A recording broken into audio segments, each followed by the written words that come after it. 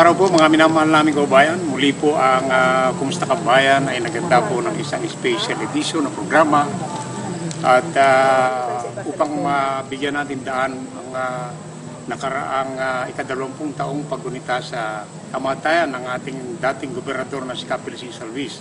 At makikita po natin dito sa mapapanood ninyo na kung paano halos ang buong Laguna ay nakiisa, nakipagtulungan at tunay hong sinuportahan ang paggunita sa napakatagal na nanilbihan sa ating lalawigan bilang gobernador ng ating lalawigan at tinatawag nga po ang alamat ng Laguna. Okay, kasama Rico, sa nakaraan nga ay ito ang alam natin na mapano tayo kaibigan po, no? Sapagkat kung ating makikita ay itong ating dating gobernador ay 33. Actually, pinakamatagal siya, hindi lang sa lalawigan ng Laguna, kundi ako ang alam ko, buong Pilipinas yan.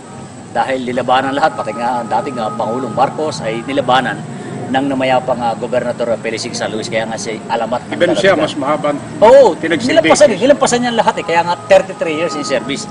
At dito mapalad tayo sapagkat makikita po natin ang napakaraming mga bumati, partikular yung mga tinatawag natin kaibigan po ng mga mayor ng 4th District, mga government official ng 1st, 2nd, and then 4th. At kasama Rico, yung dating vice-gobernador niya na kababayan natin, si William Dichoso. Aba, biglang nagsalita doon. Biglang bigay pa rin ng pagpapahayag. Si gobernador, ang dati nating gobernador ni Teresita Lazaro na nakatapos naman ng 9 na taon sa kanyang paglilingkuran. At tunay na yung ang alam natin, maraming personalidad po sa buong Laguna ang nakiisa at ginunita nga po ang ika-20 taon. Ay kaya yan ibig sabihin talagang buhay pa rin sa alaala ng ating mga kababayan dito sa Laguna ang iniwan niyang legacy. Sabi nga, hindi talaga nawawala. Una, yung kanyang kagalingan sa paglilingkod. So, mapapanood natin mga kababayan, dati nga naman ang provincial capital, kasi doon po ginanap ang pagunita dahil doon nakalibing ang ating mismo alamat.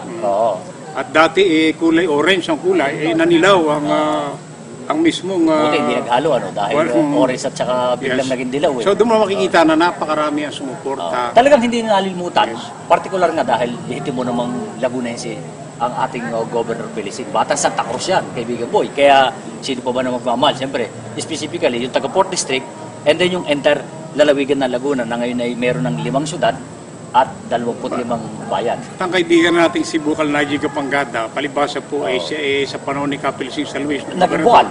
Ay para daw pong anak pala yan si dahil doon nagsimula ang kanyang political career. Hindi man kahit ang ating si Bukal Lex Flores, sinabot natin yan noong panahon na buhay pa rin ang dating Vice Governor, naging Gobernador Resting Luna. Yan yung magkakasama Kaya ibig sabihin, ibinabalik lang nila kung ano yung Kaya makikita po natin, tingnan natin yung mga napakaraming mga bumati at nagbigay suporta at higit sa lahat ay nakita natin ang pagmamahal nila sa dating alamat ng lalawigan ng Laguna. Okay, abangan po ninyo at mapapanood po ninyo yung naganap na yan nung nakaraang Hunyo 22 sa mismong pamahalang palalawigan. Diyan lang po kayo.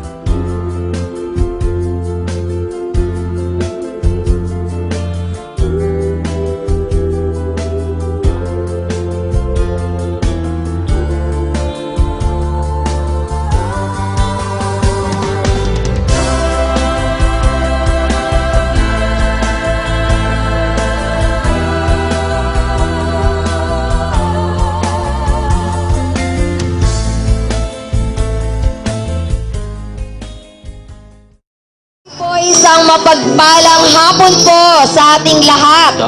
Narito po tayo upang po magbalik tanaw sa mga aral at alaala ni Governor Felicissimo T. San Luis.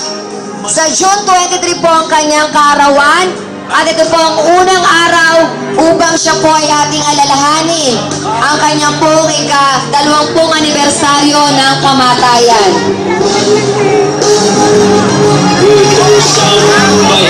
At sa unang bahagi po ng ating programa